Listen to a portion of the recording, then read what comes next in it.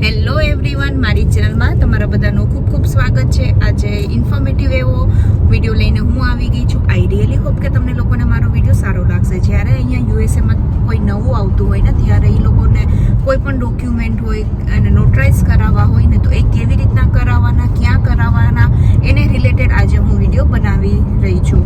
I really hope કે તમને લોકોને મારો વિડીયો સારો લાગશે. જો થોડો પણ ગમે તો please do like, share and subscribe to my channel. અને ઇન્સ્ટાગ્રામમાં પણ મને ફોલો કરવાનું બિલકુલ પણ ના ભૂલતા. તો ચલો હવે બસ આ નાનકડો જેવો વિડીયો છે પણ તમને ક્યારેક તો ઉપયોગી થઈ જશે એટલે મેં વિચાર્યું ચલો હું તમારા લોકોની હારે પણ શેર કરી દઉં.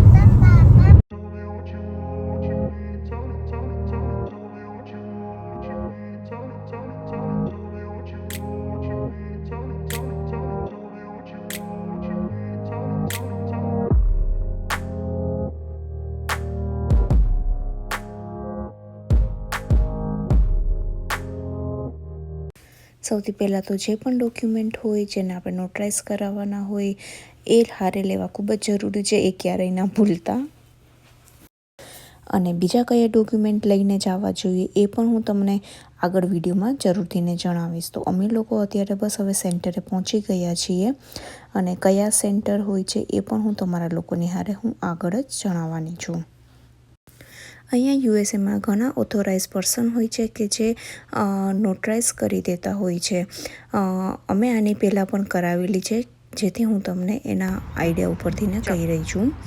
તો અત્યારે અમે લોકો યુપીએસ સ્ટોરની અંદર આવ્યા છીએ. તો યુપીએસ સ્ટોર શું છે? તો એ છે એકચ્યુઅલી તમને કહું ને તો કે એ આપણા કુરિયર માટેનું છે, શિપિંગ માટેનો સ્ટોર છે. તો ત્યાં પણ કોઈ પર્સન એવું ઓથોરાઇઝ હોય છે કે જે નોટરી કરી આપતું હોય છે.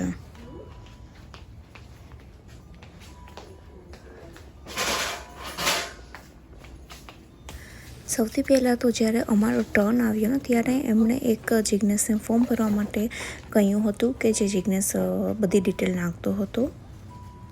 અને તમે જ્યારે નોટરી કરાવવા જવાનું હોય ને ત્યારે તમારે જે તે તમે કાઉન્ટીમાં રહેતા હોય ને એમાં જ જવાનું એવું પણ ઘણી વખત મેન્શન કરતા હોય છે. તો તમારે બીજા કાઉન્ટીમાંથી જઈને તમે ના કરાવો તો સારું, જો ચાલી જતું હોય તો કંઈ વાંધો આવતો નથી હોતો.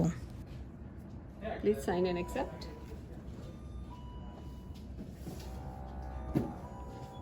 Sign, and can I have you all look to your IDs, please? My license will work or passport? No, license is fine. You can have your documents. Okay. And your husband already paid for it. Thank you. Have a good one.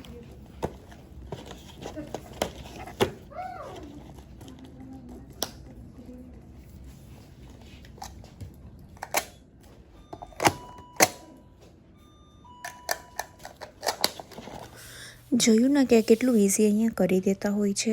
તો અમારા જે document હતા એને અમે અહીંયા notary કરાવી દીધી અને ખૂબ જ એ લોકો મિનિમમ ડોક્યુમેન્ટ માગતા હોય છે આપણી પાસે, licence, otherwise passport, bus that's it, બીજું કાંઈ જોતું હોતું નથી.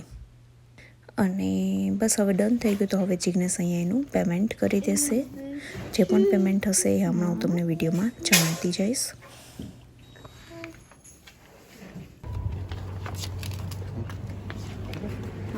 તો બસ નોટરાઇઝ થઈ ગયું છે. જોયું ને અહીંયા કેટલું ઇઝી હોય છે. અહીંયા બેંકમાં પણ કરતા હોય છે, રાઈટ જિજ્ઞેસ? યા આની પહેલાં અમે બેંકમાં પણ કરાવવા ગયા હતા. તો યા મીન્સ બહુ જ ઇઝી છે. અને એ લોકો એનો ચાર્જ $4 લીધો હતો. તો યા નોટરાઇઝનો એ લોકોએ $4 ચાર્જ લીધો હતો. અને બેંકમાં તો આઈ થિંક નહોતો લીધો. બેંકમાં કરાવ્યું ને એના ઘણો મીન્સ કહીને કે ઘણો ટાઈમ થઈ ગયો એટલે મને બહુ યાદ નથી, પણ નહોતો લીધો એ લોકોએ. અને અહીંયા જસ્ટ $4 થયા છે. તો ખૂબ જ અહીંયા ઇઝી છે. જ્યારે પણ તમે અહીંયા નવા આવો ને તમને એટલો ખ્યાલ ના હોય તો તમે ગમે ત્યારે યુપીએસ સ્ટોરમાં તમે વિઝિટ કરો અને ત્યાં એ લોકો કરી દેતા હોય છે. ખાલી પ્રૂફમાં મેં તમને જેમ વિડીયોમાં દેખાડ્યું ને એમ તમારી પાસે પ્રૂફ હોવું જોઈએ. જિજ્ઞેસનું લાઇસન્સ માંગ્યું હતું અને મારો પાસપોર્ટ હતો. તો યા એટલું પ્રૂફ ઇનફ હતું. તો બસ એટલું જ માંગ્યું હતું ને, રાઈટ જિજ્ઞેસ? બીજું કંઈ નહોતું માંગ્યું એ લોકોએ. સિગ્નેચર વેરિફિકેશન માટે એ લોકો કરાવતા હોય છે ને, બાકી બસ તરત જ એ લોકોએ કરી દીધું હતું.